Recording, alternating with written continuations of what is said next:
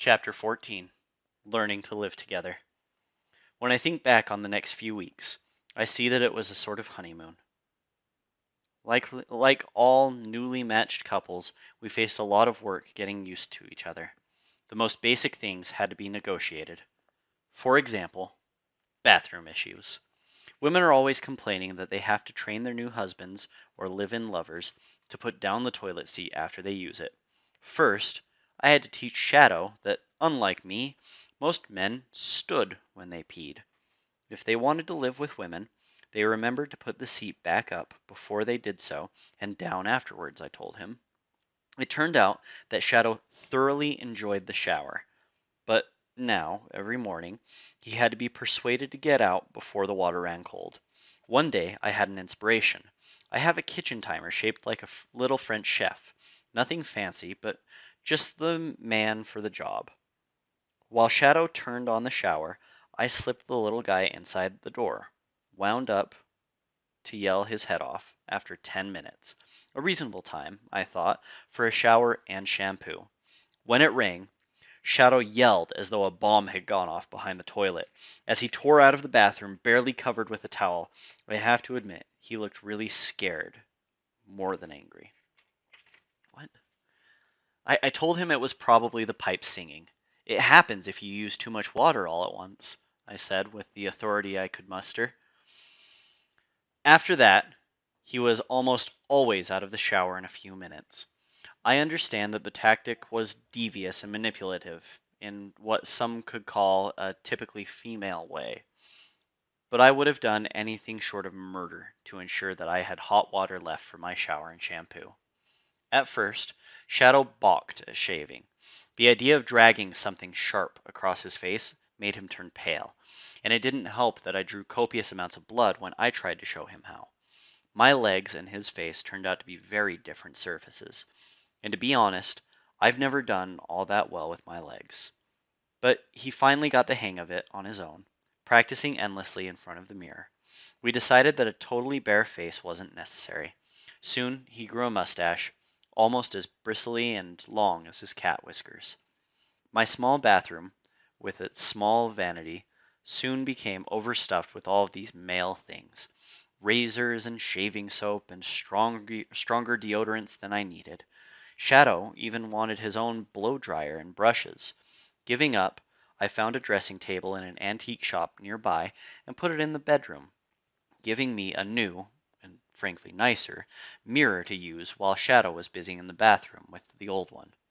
One day, when the bathroom door went slightly ajar, I watched him in front of the mirror as he shaved and fixed his hair. I'd always told Shadow he was a handsome guy, told him probably a dozen times a day, nurturing a self-esteem about his appearance that he'd apparently carried with him into human form. There were other problems too.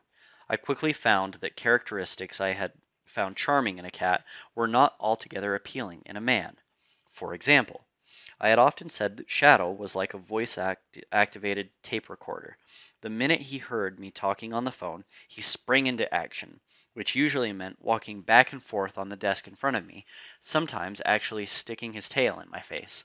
As a man, Shadow didn't get on the desk, but he alternately paced and hovered, making himself a thorough distraction.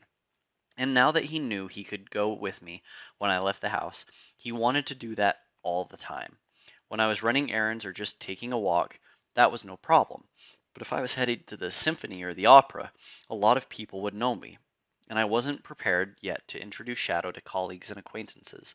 Even more, I wasn't prepared to persuade them that he wasn't the celebrity he appeared to be.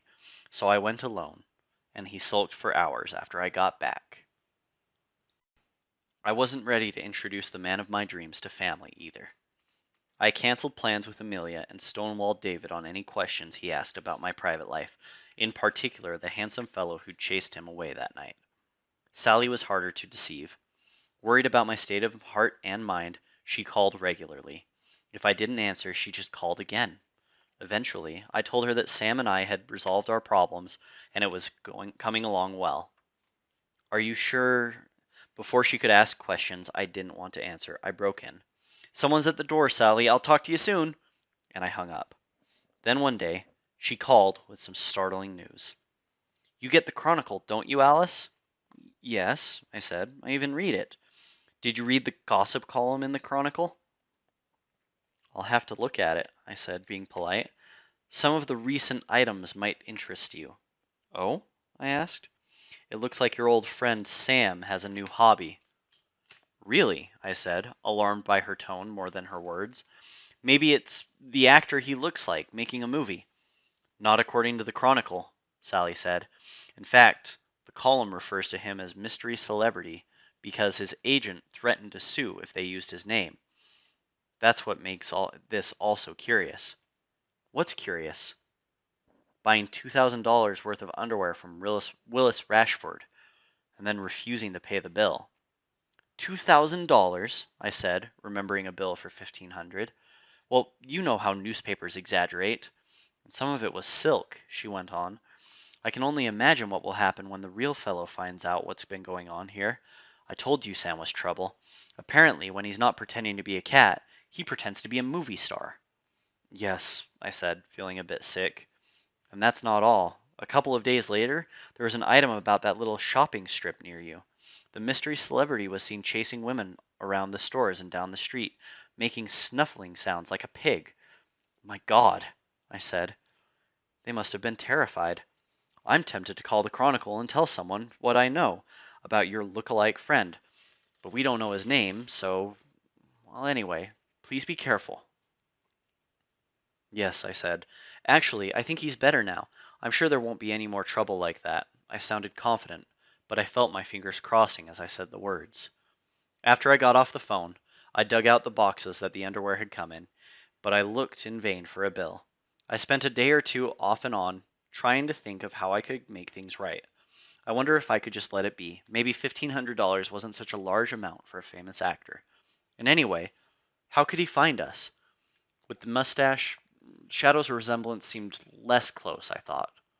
Or at least, I hoped. One day, I was searching the web for information about the actor's whereabouts, or perhaps an address where a cashier's check could be sent. Suddenly, Shadow was beside me. That's the guy who looks like me, he said. Actually, it's vice versa. He looked like himself long before you did. Shadow wasn't listening. He was examining the computer screen, running his fingers over the pictures. Where did this come from? The World Wide Web, I said. Just about everything is on the web these days, and with Google, it doesn't take very long to find what you want. I didn't mind showing off, my fingers flying over the keyboard and back and forth to the mouse. This is a search engine, I explained. You type in what you're looking for, say weather in San Francisco, and there it is. All you have to do is point and click. Let's think of something hard, I said, ready to show off. Now his long, elegant finger was pointed to the search box at the top of the page. Can you type anything in there? Sure. What do you want to have information about? I asked, stepping blindly into the large newsfeed arranged for me. Cats, he said. I'd like to know more about cats. I saw the noose now, but what could I do? I typed CATS and hit the return key. In Nothing Flat, we had quite an enormous range of choices, from breeds and catteries to litter box equipment, pictures, supplies, and even the libretto for the musical. What does breed mean? He said, apparently intending to start at the top of the list and work his way through. I suppose it's like a family, I said. Cats of different breeds look different, and sometimes they have different traits, or at least that's what cat people say. I was a Maine Coon cat, I said. He nodded toward the screen. I typed in Maine Coon cat, and this time we sampled some of the sites that turned up. I learned, for example, that Marie Antoinette was once sent 6 pet cats to Wiscasset, Maine, when she was still hoping to get out of France before the revolution cut her down. I've never been to Wiscasset, but I have to think that after Paris, Marie would have been happier there. But apparently her cats were happy enough. One story says they fathered and mothered the whole breed of Maine Coon cats. Shadow wasn't saying much, so I don't know which stories he found amusing. Only a remark here or there suggested that something had caught his eye as I scrolled through the material. You were supposed to comb my coat every week. Or, that's why my ears. Or, best fighters, best hunters. There was a question, too. He pointed that finger again at the phrase, big, gentle, good natured goofs, which was used to describe a Maine Coon's temperament. What's a goof? He said. I don't know, I said, with barely a twitch of a smile. It must be a technical term. I'll print this out so you can look it up later, I said, hitting the print button and returning to the original search page. I want to look some more, he said, grabbing both of my hands in one of his. I sat back and waited. Maybe pictures? One of the entries offered was live cats. Shadow was astonished. You mean they keep cats inside this machine? No, of course not. Some jerk probably has a webcam set up over his kitty's litter box. That's all. What's a webcam? A television camera that runs all the time and sends pictures out over the web.